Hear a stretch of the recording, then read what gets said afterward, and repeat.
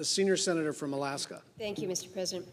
Mr. President, I come to the floor this afternoon to speak to a tragedy that we saw this past week, just a week ago today. Two Army AH-64 Apache helicopters were making their way back to Fort Wainwright. Fort Wainwright is an Army post in interior Alaska. They had been training in the Donley training area. They tragically collided and crashed.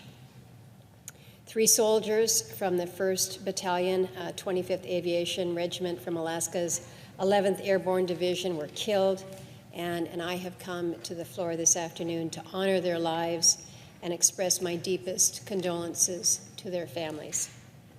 Chief Warrant Officer 3, Christopher Robert Iramo of New York, was 39 years old.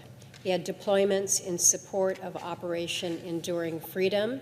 He had served in Iraq, in Afghanistan, and most recently in Kuwait. Chief Warrant Officer 2, Kyle D. McKenna of Colorado was just 28 years old.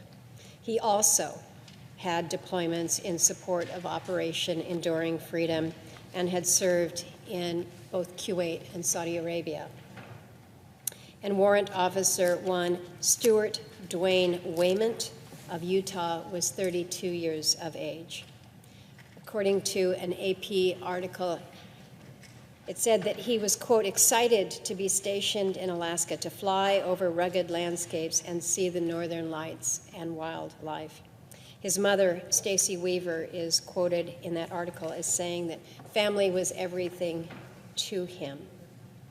From basic training to warrant officer candidate school to the Apache pilot pipeline, these men truly dedicated their lives to the service of our nation.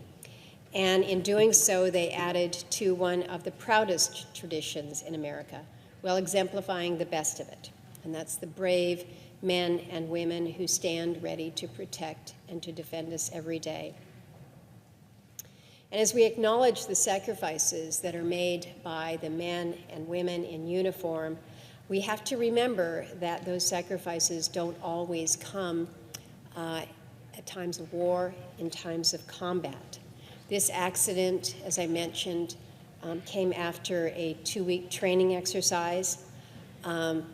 Training exercises themselves can be dangerous, and for the individuals who take part in them, we recognize that they face challenges daily. We also must remember, though, the tremendous sacrifices that are made by our military families. Theirs, too, are significant and placed upon them by circumstances that are beyond their control.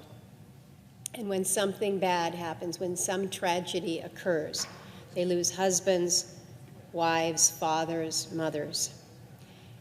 Many have never had to worry about that, but today we are grieving with the Iramo, the McKenna, and the Wayment families.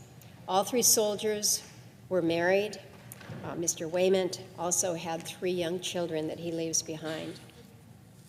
Scripture tells us that the Lord is close to the brokenhearted and saves those who are crushed in spirit.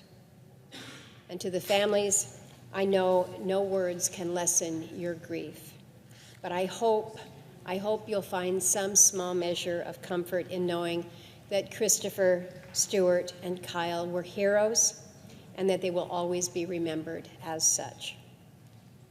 I know that the Fort Wainwright and the Fairbanks communities are absolutely heartbroken. There are families and brothers and sisters in arms who are grieving today. They are attending a private memorial service for their fallen comrades this afternoon in Alaska. And my husband, Vern, and I offer our deepest condolences to them. Know that we are keeping all who serve in our prayers and all who are no longer with us. This has been an awful, awful tragedy. There is one small sliver of light, however. There was a 4th service member who was injured in that same crash, He was treated at Fairbanks Memorial Hospital, and he's now been released, and we're told that he is recovering at home. A full recovery is expected. So hopefully this can be some small bit of hope to the Fort Wainwright and Fairbanks communities that are suffering this loss. But it is indeed a sad moment for this military community, our interior community. Know that in our golden hearts we will hold these men and their families tight. With that, Mr. President, I yield the floor and suggest I yield the floor.